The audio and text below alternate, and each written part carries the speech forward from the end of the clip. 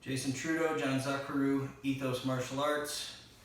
We're talking about trap and roll since nobody can train. Rather than showing something really new, we thought we'd try to show some really new details to a move that everybody will have seen. So I'm going to go through some trap and roll troubleshooting things and then how to avoid them all from the get-go. So one of the things that happens when I get mounted,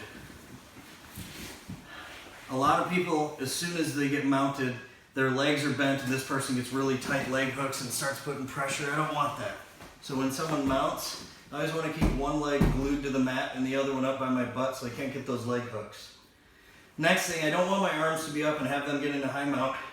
My elbows are glued to the mat, my ribs and my hands are down so that he can't get high. Now even if he tries to choke me, get a choke in? As long as I keep him down, he won't be able to finish it probably.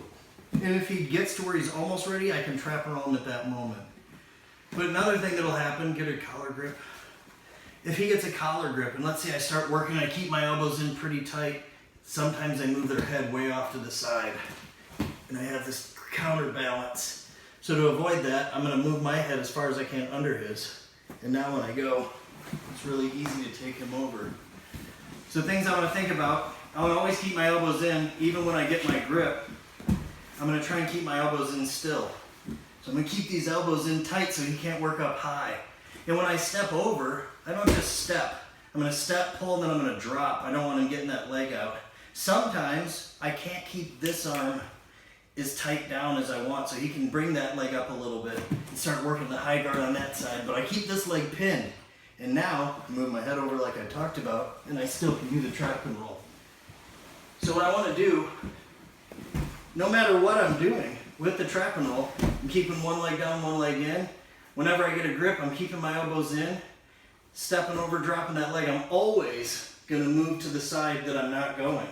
And then I don't bridge this way, I bridge this way first, so that if they base out, so I go this way. If I bridge straight this way, he can base and catch himself with his free hand. So instead I bridge straight up here. Now his weight's there. I can take him over. So every single time I'm moving my head out of the way to avoid the counterbalance, dropping my legs so he can't step out, making sure I have my elbows tight so he's on top of my hips. And if he starts to come up, I'm going to use this elbow and open the door as I go. Try it out, train hard, Ethos Martial Arts.